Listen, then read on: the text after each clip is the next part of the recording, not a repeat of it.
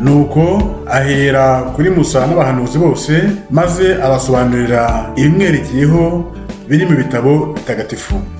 Ivanjili ya Luka umutwe wa 24 umurongo wa 27. Ishuri tumenye Bibiliya. Iri shuri turikize ku mbuga nkoranyambaga kugira ngo abantu benshi babishaka kandi banyotewe bamenye iri jambo ry'Imana. Iri shuri ritangiye ku itariki ya 15 z'ukwezi kwa 8 2022 ku munsi Bikira Mariya yajyanywe mu ijuru, dore ko Bikira Mariya n'ijambo ry'Imana ari mahwi. Iri shuri rero rikaba rigiye kubigisha ijambo ry'Imana mu nyigisho ndende twateguye twise Bibiliya ni inganzamarumbu. Umukristo muvandimwe, dusangire kandi dusangize abandi ijambo ry'Imana binyuze mu ishuri tumenye Bibiliya rinyuzwa ku mbuga nkoranyambaga.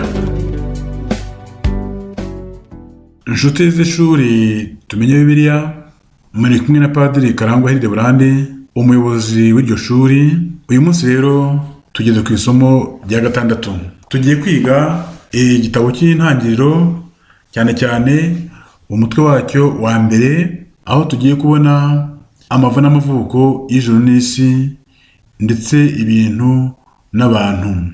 Iki gice rero umutwe wa mbere kugeza kwa 11 kibumbiyemo ibice bibiri ariko bitareshya.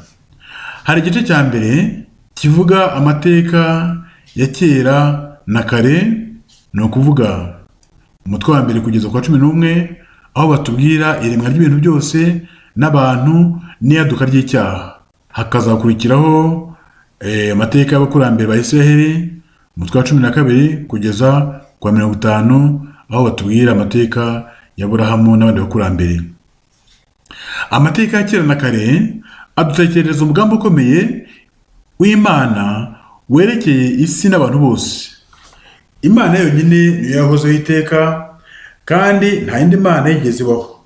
Yaremye byose ku buntu, yita cyane cyane ku mugabo n'umugore, ibarema mu ishusho ryayo n'imisusire yayo. Bariko bakoresheje nabi ubwigenge Imana yari yabahaye, bayicumuraho, bayibera abirasi n'intumvira. Igitabo cy'intangiriro gitangira kitubwira ko umuntu yibyariye amazi nk'ibisusa. Yatakaje ubucuti bw'Imana, yagize ibyifuzo bibi mu mutima. Umugabo atangira kutumvikana n'umugore we, abavandimwe batangira gutongana, ngo kuko umubabaro watangiye munsi bikurura urupfu. Nyamara ariko Imana ntitererana abantu niyo igombye kubanza kubahana bikomeye nk'igihe cy'umwuzure, ahubwo ikomeza kubashakira umukiro. Niyo mpamvu izitorera umuntu witwa Aburahamu ikamuha ubutumwa. Inkuru y'abasekuruza wa Isiraheli itubwira amateka yo mu gihe cyagana mu mwaka wa 1850 mbere y'ivuka rya Yesu. Uwo mwaka niho abahanga b'ubu bakeka ko abasekuruza baba barabayeho. Muri iyo nkuru Abayisiraheli bibutsa ko abo ubwoko bwabo bukomokaho, bakazirikana urugero babahaye. Aburahamu rero niwe se wabemera bose, kuko Imana yamubonekeye imutegeka gusiga igihugu cye, abe inzu y'iwabo ngo agane igihugu atarazi, nkuko tubisoma mu Baheburayo umutwe wa 11 umurongo wa 8 kugera kwa 19. Aburahamu yaremeye arumvira. Imana yamusezeranyije urubyaro rwinshi no kwegukana igihugu cya Kanahani yari imuyoboyemo, maze Imana igirana isezerano nawe. Nyuma y'imyaka myinshi yabyaye umuhungu amwita Izaki. Izaki azaragwa amasezerano Imana yagiranye na se Aburahamu. Nyamara Izaki yari afite abahungu babiri gusa, Esawu na Yakobo. We niwe Imana izihitiramo abari we yibera ihera umurage w'amasezerano yayo. Yakobo niwe waje kwitwa Isiraheli. Yabyaye abahungu 12, aribo uzakomokwaho n'imiryango 12 ya Isiraheli, bityo amasezerano n'urubyaro rwinshi atangira kuba impamo. Yosefu, bene se baramwangaga, baramugurisha, ajya mu Misiri aba umucakara. Nyuma ariko aza kuba igikomangoma mu Misiri.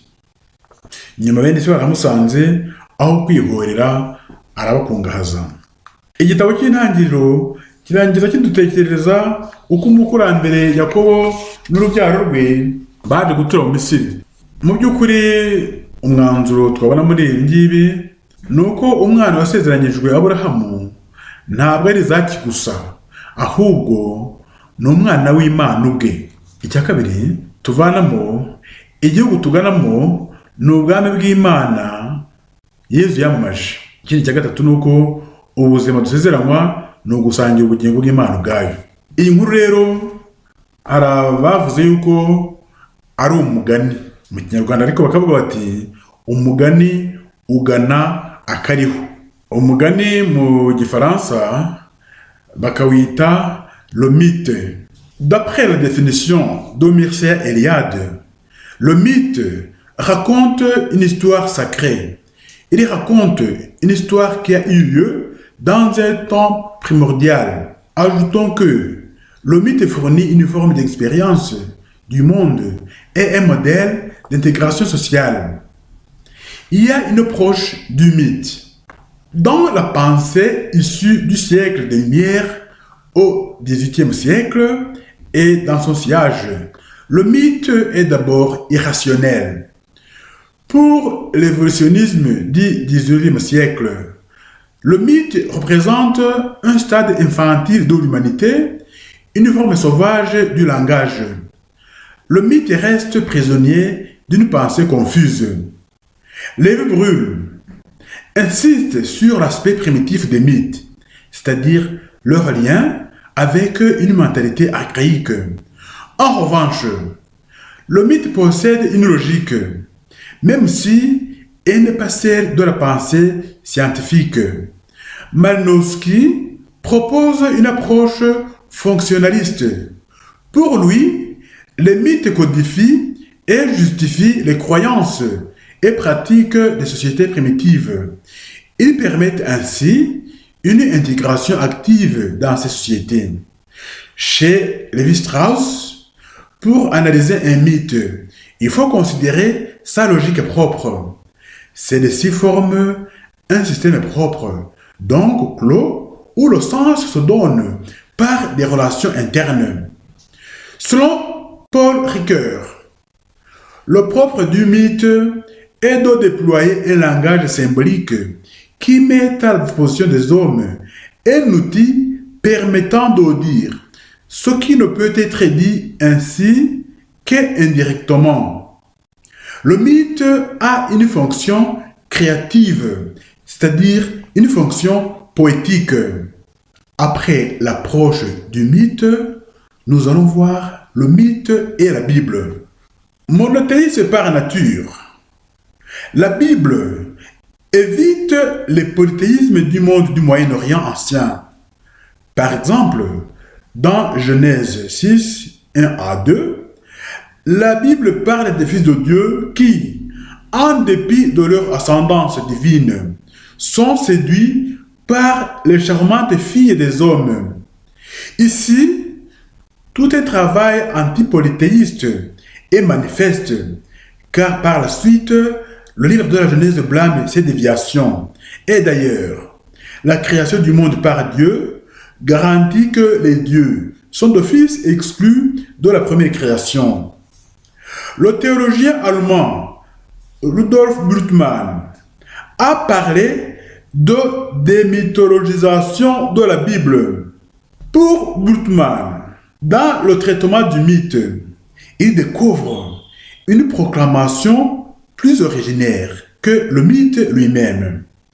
Dans le mythe, Bultmann découvre un kérygme, c'est-à-dire une annonce d'une certaine nouvelle originaire. Ici, par exemple, l'Exode peut être la figure de la Pâque chrétienne. Nyuma y'ibisobanuro by'umugani tuvuze mu Gifaransa, tugiye kureba iremwa ry'ibintu n'abantu. Iki gice kivuga amateka ya kera na kare kigatangira kidutekerereza Imana irema ijuru n'isi, ibintu n'abantu, nk'uko tumaze kubisobanura mu rurimi rw'Igifaransa tuvuga le mythe, bivuga umugani, cyangwa se twagereranya n'umugani wa Kinyarwanda nyine, kandi koko nk'uko twabivuze umugani ugana kariho. Umufaransa w'umuhanga witwa Paul Ricoeur ati le mythe a une fonction créative. C'est un outil permettant de dire ce qui ne peut être saisi que indirectement. Interuro itangira Bibiliya ni interuro yemeza, iravuga iti mu ntangiriro Imana yaremye ijuru n'isi. Mu gihe bureyi arirwo rurimi rw'umwimerere Bibiliya yanditswemo, iyi nteruro baravuga ngo Bereshit bara Elohim hashamayim the haaretz. Iyi nteruro ni nk'umutwe w'umwandiko, ni incamake y'ibigiye gukurikiraho. Ibitekerezo byibaza ku waba yararemye ibintu n'abantu ni ibyo mu bihe bya kera cyane. Na mbere y'uko Aburahamu abaho, abantu muri bihugu by'iburasirazuba aha niho Bibiliya ikomoka babyibazagaho. Mu Misiri ho bavugaga ko ibintu n'abantu byaremwe n'Imana yitwa Atum. Izina ry'Imana yabo ryabaga ryanditse ku nkuta z'imiturirwa imeze nk'imitemeri ya kabutindi bita piramidi. Muri Mesopotamiya ho ariho muri Iraq y'ubu bavugaga ku bintu byose byaremwe n'Imana, iyo Mana bakayita Marduk cyangwa se Maridoshe. Iby'Imana tubisoma muri Yeremiya umutwe wa 50 umurongo wa 2.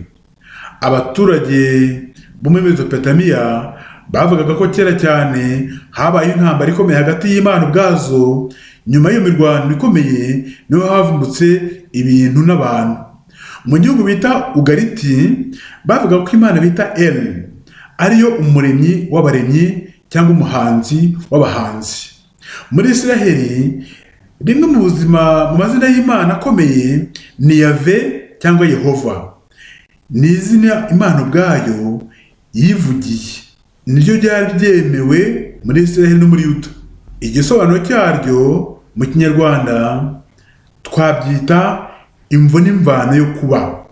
Aha twite cyane kuri iyi nshinga kuba, niyo nkuru kurusha kubaho. Iriya ho, kubaho, hari kuba no kubaho. Iyi ho ni indangahantu. Yahve cyangwa Yehova niyo soko yo kuba ikintu, yo kuba umuntu cyangwa se yo kuba ukuntu. Urugero, ndumva meze neza. Kanaka yabaye rwiyemezamirimo.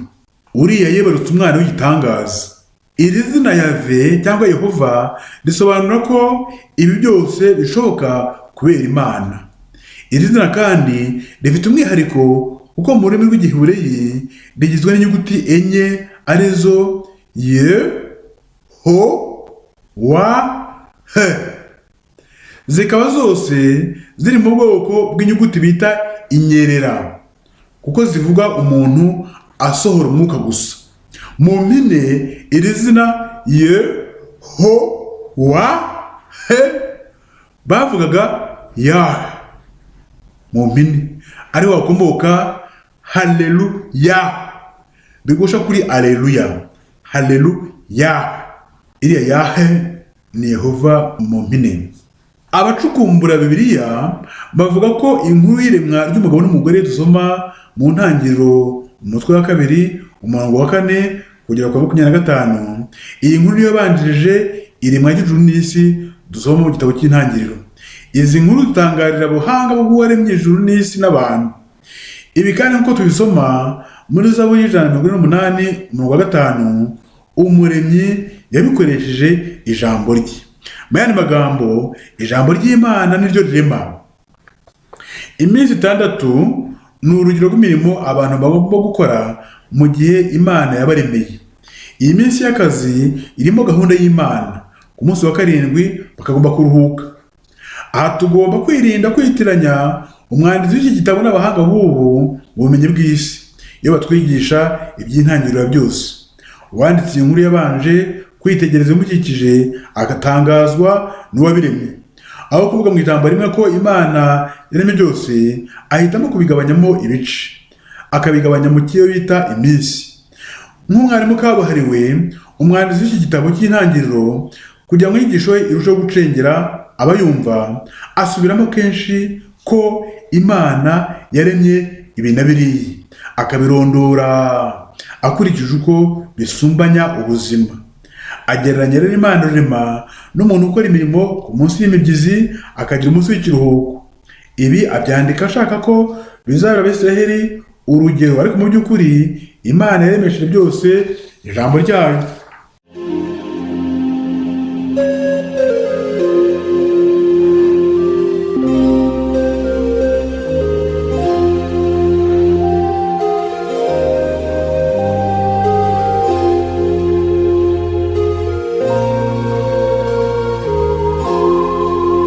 Tugere noneho kureba ibyabaye umunsi wa mbere. Ku munsi wa mbere haremwe ijuru n'isi.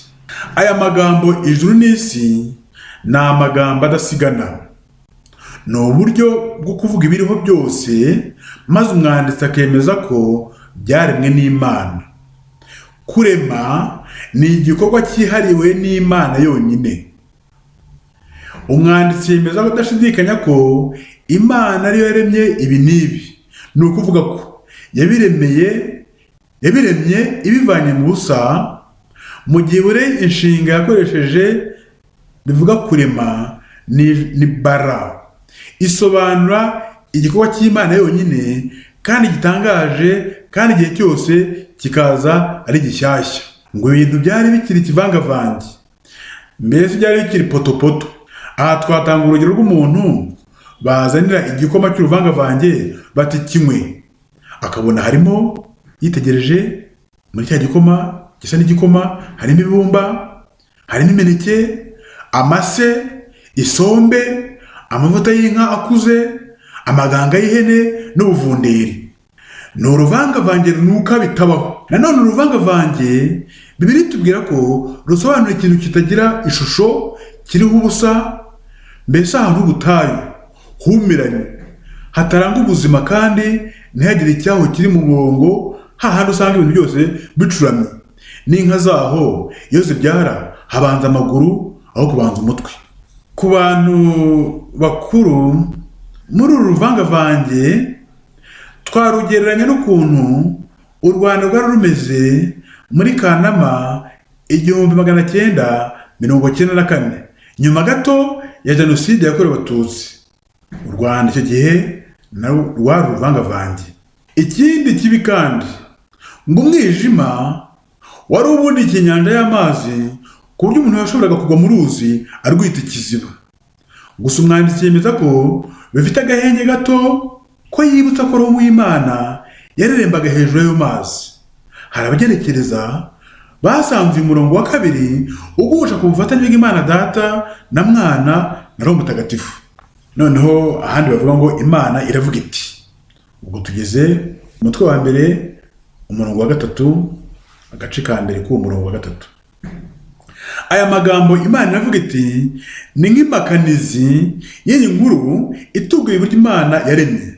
Urayasanga no ku murongo wa gatandatu, wa 9, wa 11, wa 14, wa 20, 24 no 26. Ngo Imana iravuga iti mu gihe bureye kuvuga bijyana no gukora. Imvugo niyo ngiro. Ijambo davar risobanura kuvuga rikagusha ku bintu bitatu icyarimwe. Icya mbere ni ijambo, igikorwa n'ikintu nyine gikozwe ako kanya. Uhoraho ni Imana y'ukuri kuko ivuga.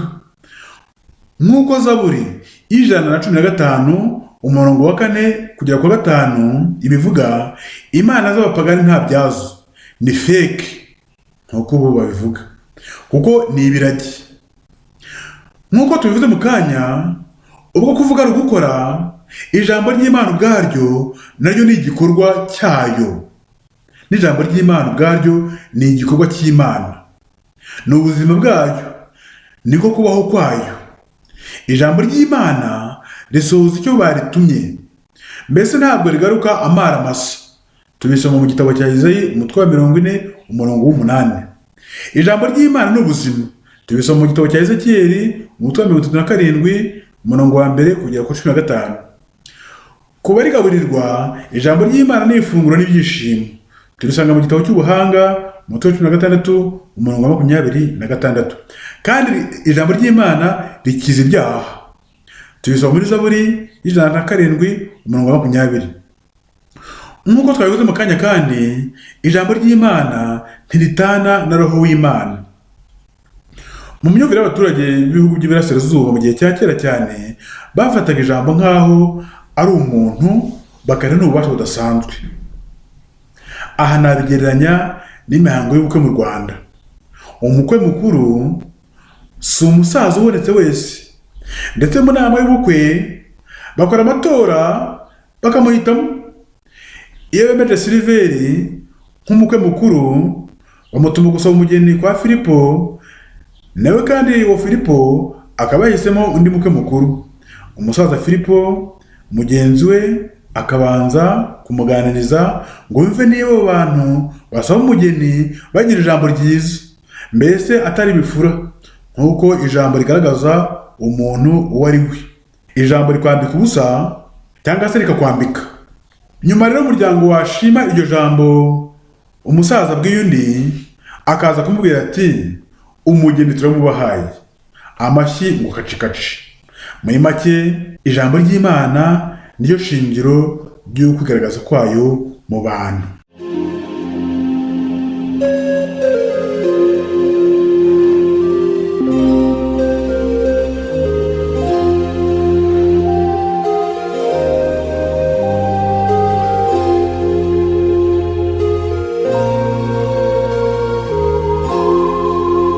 Noneho tugiye kureba Imana iravuga iti ntihabeho urumuri. Umutwe wa 1 umurongo wa 3 agace ka 2. Urumuri ni rwabaye ikiremwa cya mbere, rwaje mu gihe isi yari uruvangitirane rwo mu ntangiriro nk'uko navuze mu kanya vuga cya gikoma. Abapagani b'icyo gihe bafataga urumuri nk'ikintu cy'amayobera. Ibyatumaga ibintu bitanga urumuri ari byo izuba n'ukwezi n'inyenyeri babitangarira bakabifata nk'ibigirwamana. Iyo Bibiliya ivuga urumuri akenshi bivuga ubuzima bw'Imana. Tubisanga muri Izayi umutwe wa 60 umurongo wa 1 kugera ku 3. Ni kimwe mu bimenyetso by'uko Imana ihari. Urumuri ni ubuzima, kuko kubaho ari ukubona urumuri. Tubisanga muri Yobu umutwe wa 3 umurongo wa 16. Urumuri kandi ni ikimenyetso cy'ibyishimo. Tubisanga muri Izayi umutwe wa 60 umurongo wa 20. Urumuri kandi ni umunezero. Tubisanga muri Zaburi 112 umurongo wa 4. Urumuri rushushanya umutima wuzura uburyarya. Tubisoma mu gitabo cy'ubuhanga umutwe wa 5 umurongo wa 6. Urumuri kandi rugashushanya ukuri. Tubisanga muri Zaburi ya 103 umurongo wa 4. Ubuhanga nabwo tubusanga babugeranya n'urumuri, rukaba n'ikimenyetso cy'ibihe bya nyuma. Ku bagome umunsi w'Uhoraho uzacura umwijima. Tubisanga muri Izayi umutwe wa 13 umurongo wa 10. Naho ku ntungane uzaba umunsi w'urumuri. Tubisanga muri Mika umutwe wa 7 umurongo wa 8. Ngo nuko rero Imana ibona urumuri ari rwiza. Ubwo tugeze ku mutwe wa 1 umurongo wa 4 agace ka 2. Nuko Imana ibona ko urumuri ari rwiza. Kwemera ko Imana ibona cyangwa ireba ni ukwemeza ko izi byose. Tubisoma muri Yobu umutwe wa 28 umurongo wa 24. Bisobanuye ko Imana icengera byose, ndetse yo ireba hirya y'ibigaragara. Tubisanga muri Zaburi 105 umurongo wa 16. Ibi bikerekana ubuhangange bwayo. Hano umwanditsi aratubwira ko Imana yishimira ibikorwa byayo kuko biciye mu mucyo. Tubisanga muri Zaburi 104 umurongo wa 31. Kandi bikaba bihuye no gushaka kwayo. Ahandi tugiye kureba noneho ngo burira buracya umunsi wa mbere. Ngo turi ku mutwe wa 1 umurongo wa 5 agace gakurikiraho. Iyi mvugo burira buracya umunsi wa mbere igenda ikoreshwa no kuyindi minsi 5 y'iremwa. Igitangaje ni uko umwanditsi avuga ko umugoroba wabanjirije igitondo kandi ugizwe n'igihe cy'urumuri ariyo manywa n'igihe cy'umwijima ariryo joro. Aho kuvuga mu ijambo rimwe ati Imana yaremye byose, ahitamo kubigabanyamo ibice bisa no gukora urugendo aribyo bita iminsi. Kera mu Baheburayi umunsi watangiraga nimugoroba ukarangira ku wundi mugoroba. Tubisoma mu Balevi umutwe wa 23 umurongo wa 32. Mu gihe kuri twebwe umunsi utangira mu gitondo cya kare, no kuvuga saa sita z'ijoro ukarangira ku yindi saa sita z'ijoro, bamwe mu basesengura Bibiliya bavuga ko ubu buryo bwo kubara iminsi bushobora kuba bwaravuye mu kugabanya umwaka mo amezi, ku buryo ukwezi kumwe kwari kugizwe n'iminsi 29 n'igice, kandi ayo mezi yatangiranaga n'imboneko z'ukwezi. Niyo mpamvu umugoroba n'igitondo cyangwa se ijoro n'amanywa byavugaga umunsi usanzwe. Tubisanga mu gitabo cya Daniyeli umutwe wa 8 umurongo wa 14. Mu Bayahudi iminsi y'icyumweru ntiyagiraga amazina usibye Sabato, bitaga umunsi w'umwiherero nyine wa Sabato, kuko tubisoma muri Mariko umutwe wa 15 umurongo wa 42. Igihe kiri hagati y'umuseke n'ijoro kuri bo cyari gitondo, igicamunsi cyangwa amasaa 6 n'umugoroba, nuko tubisoma muri Zaburi ya 55 umurongo wa 18. Mu kugaragaza ibice by'amanywa bakoreshaga imvugo ikurikira: iya mbere izuba rirashe, amanywa y'ihangu, izuba rihumbye n'izuba rirenze. Aho baviriye mu buhungiro i Babiloni ubwo nagana mu mwaka wa 595 mbere y'ivuka rya Yesu, batangiye kugabanya amanywa mo amasaha 12 bahereye igihe izuba rirashe kugera rirenze. Twibutse ko isaha ya 9 yari isaha y'isengesho. Tubisoma mu Byakozwe n'Intumwa umutwe wa 3 umurongo wa 1. Ijoro ryo rigabanyijemo ibice bitatu, kimwe kigizwe n'amasaha 4. Ibyo bice ni guhera izuba rirenze kugera mu gicuku, kuva mu gicuku kugera mu museke, kuva mu museke kugera izuba rirashe. Tubisoma mu Bacamanza umutwe wa 7 umurongo wa 19. Abagereki bo bagabanyaga ijoro mo ibice bitatu, Abaromani bakarigabanyamo ibice 4. Tubisoma mu Ivanjili ya Luka umutwe wa 12 umurongo wa 38. Ndetse ijoro bakariha amasaha 12, ni ukuvuga kuva izuba rirenze kugeza rirashe. Tubisanga mu gitabo cy'Ibyakozwe n'Intumwa umutwe wa 23 umurongo wa 23. Aha niho dusozereje iri somo rya 6 ryasesenguraga umurongo wa mbere umutwe wa mbere w'igitabo cy'Intangiriro. Ubutaha rero tuzasesengura igice kizakurikiraho, ari wo umunsi wa 2. Kristo Yesu akuzwe. Mwari kumwe na Padiri Karangwa Hilde Brandi, umuyobozi w'ishuri Tumenye Bibiliya. Nuko ahera kuri Musa n'abahanuzi bose, maze abasobanurira ibimwerekeyeho biri mu bitabo bitagatifu. Ivanjili ya Luka umutwe wa 24 umurongo wa 27. Ishuri Tumenye Bibiliya. Iri shuri turikize ku mbuga nkoranyambaga kugira ngo abantu benshi babishaka kandi banyotewe bamenye iri jambo ry'Imana.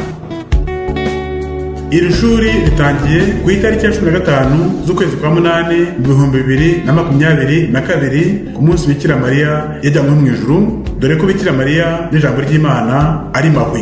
Iri shuri rero rikaba rigiye kubigisha ijambo ry'Imana mu nyigisho ndende twateguye twise Bibiliya ni inganzamarumbu.